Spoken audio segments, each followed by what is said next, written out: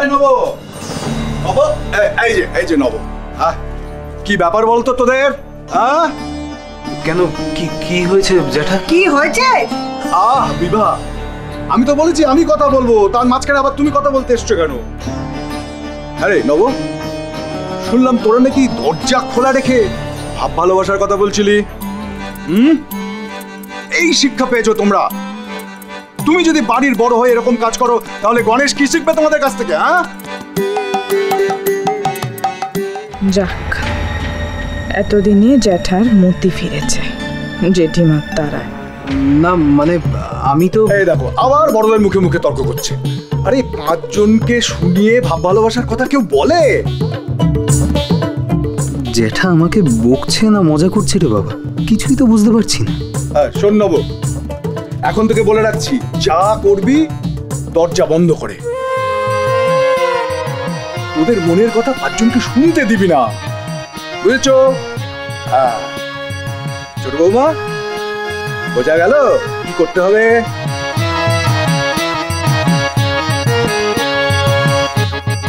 ব্যাস, তাহলে তো মিটেই গেল।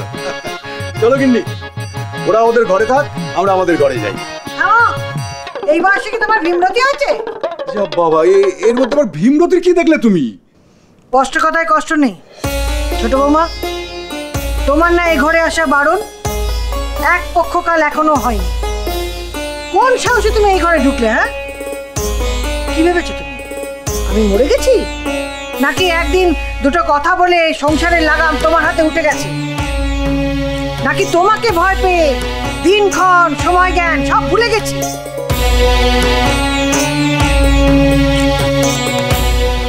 জেঠিমা, তুমি ওকে এভাবে বলছো, অথচ কপাল কিন্তু তোমার কথাই জিজ্ঞেস করছিল, তুমি ঠিক আছো কিনা। আমি ঠিক আছি না নেই তা জানার কোনো প্রয়োজন তোদের নেই নব। শুনুন না জেঠিমা, বলছিলাম কি, তুমি কোনো কথা বলবে না, অনেক কথা বলেছো তুমি। শোনো, বাড়ির বউদের এত কথা বলতে নেই, কষ্ট কথায় কষ্ট নেই। আমার কথার উত্তর দাও তো, কেন তুমি আমার অনুমতি ছাড়া এই ঘরে ঢুকেছো? আহা, এসব কথা এখন ছাড়ো তো গিন্নি, চলো এখান থেকে। তখন থেকে ভেজা কাপড়ে রয়েছো, তোমার ঠান্ডা লেগে যাবে। ওরা ওদের ব্যাপারটা মিটিয়ে নেবে, সব ব্যাপারে বড়দের কথা বলতে নেই গিন্নি। এ আপনার কেমন বিচার জ্যাঠামশাই? আমাকে এভাবে একা কোণঠাস অবস্থায় ফেলে দিয়ে চলে যাচ্ছেন? আমার হয়তো বলার আর কেউ রইল না। আমি চলে যাচ্ছি না বড় বউ। আজকাল তোমার জ্যাঠামশাইয়ের ছোট বউয়ের ওপর খুব দরদ দেখতে পাচ্ছি। কেন, কিসের এত দরদ? ওকে কিছু বললেই তুমি ওকে ঝাঁপিয়ে পড়ে আগলে রাখো কেন? আমি তো নিজের জন্য কিছু করি না বিভা, যা করি সব তোমার জন্য।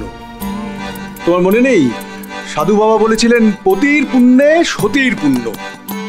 সেই তারপর থেকে আমি একেবারে ঝাঁপিয়ে পড়েছি। আচ্ছা বিভা, বলো তো, আমি থাকতে তুমি এত চিন্তা কেন ঘাড়ে নেবে? কষ্ট কথায় কষ্ট নেই, আমি বাচ্চা মেয়ে, আমাকে ছেলে ভোলানো কথা বলে ভোলাচ্ছ? তোমার এই অন্যায় প্রশ্রয় দেওয়াটা বন্ধ করো, নইলে আমি কিন্তু কুরুক্ষেত্র বাঁধিয়ে দেবো। থাক না জেঠিমা, থাক না। ভুল আমারই। আমি আপনাদেরকে ডেকে নিয়ে এসে এভাবে বিরক্ত করলাম। আমার জন্য আর সংসারে অশান্তি বাড়াবেন না। সংসারে অশান্তি হলে না আমার হাত পা কেমন কাঁপে। বোন, তোমার যদি এই ঘরে থাকতেই হতো, তুমি সেটা আমাকে বলতেই পারতে, আমি ছেড়ে দিতাম। স্বামী যখন আমার রইল না, তখন এই ঘর আঁকড়ে ধরে আমি কি করব?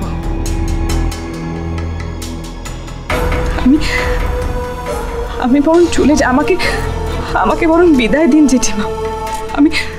আমি বরং চলে যাই। দাঁড়াও পদ্মজি, আমি এক্ষুনি এ ঘর থেকে চলে যাচ্ছি। দাঁড়াও কপাল, কারোর কোথাও যাওয়ার প্রয়োজন নেই। তুমি তো এই ঘরে এসে কোনো অন্যায় করো। তোমার আমার সাথে দরকার থাকতেই পারে, দেখা করার, কথা বলার। তুমি তো আর পর নও। এখনো তুই বউয়ের হয়ে কথা বলবি না? এত বদলে গেছিস তুই? আমি আমি বারণ করে সত্যি ছি নব ছি। আরে বাপু ছাড়ো না, নব তো আমাদেরই সন্তান। ছেলে মেয়ের উপর রাগ করে কি বাবা মা থাকতে পারে? না, আমার কোনো সন্তান নেই, কোনো কালে ছিল না। বিভা,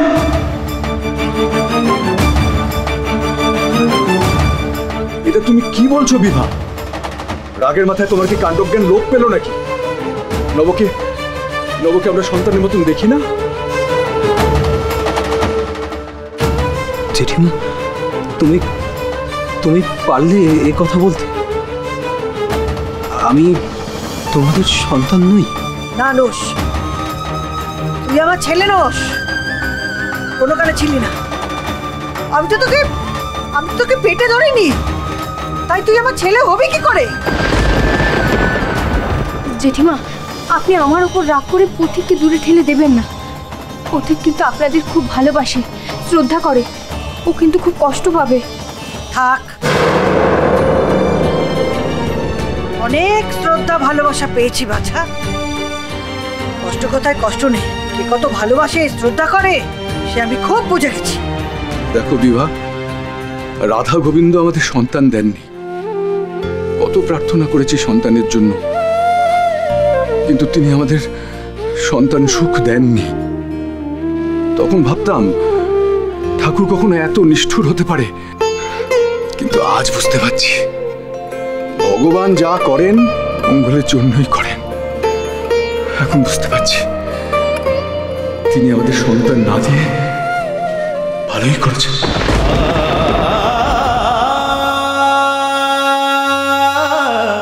তুমি এত বড় কথাটা আমাকে বলতে পারলে? তুমি তো আমাকে বলালে বিভা।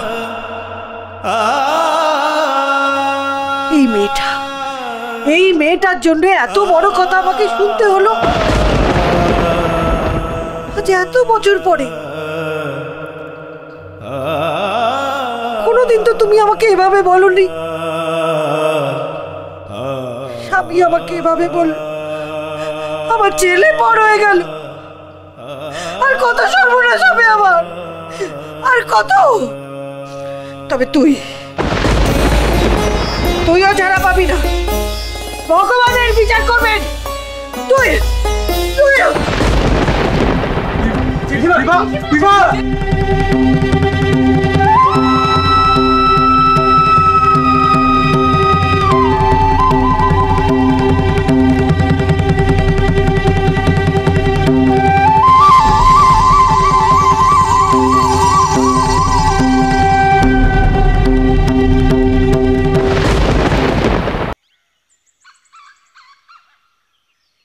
আসতে পারি?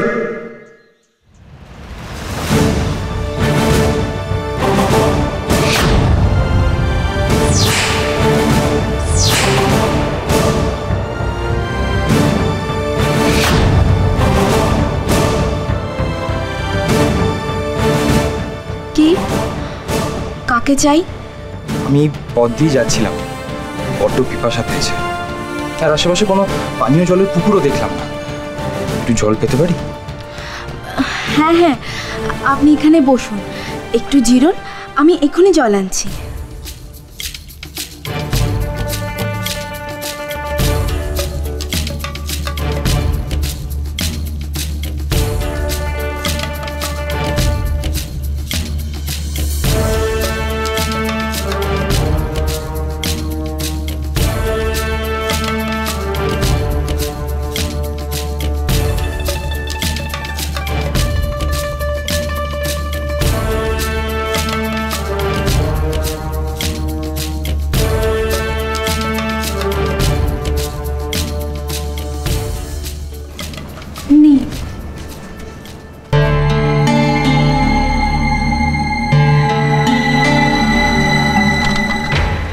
ধন্যবাদ।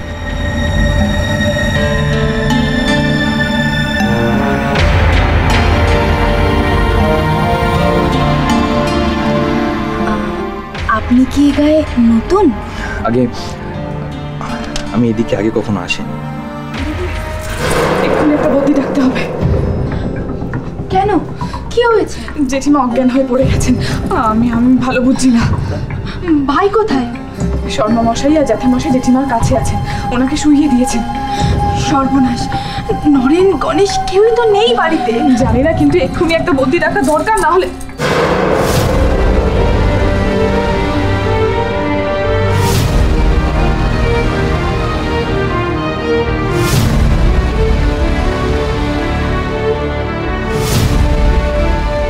এই অবতারটি আবার কে?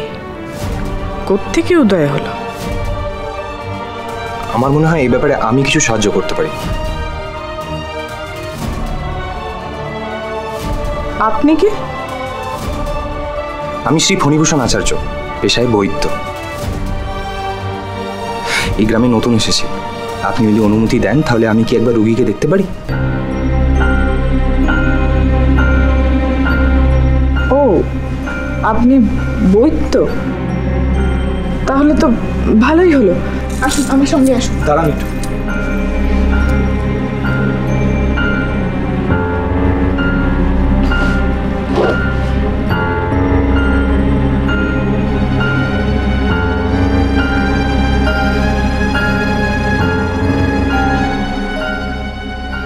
চলুন। হ্যাঁ, আসুন।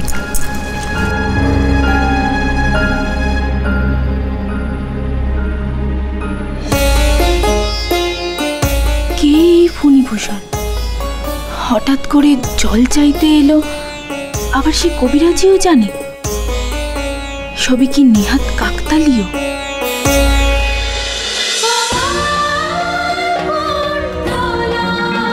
cholo, cholo, cholo, cholo, cholo, palta.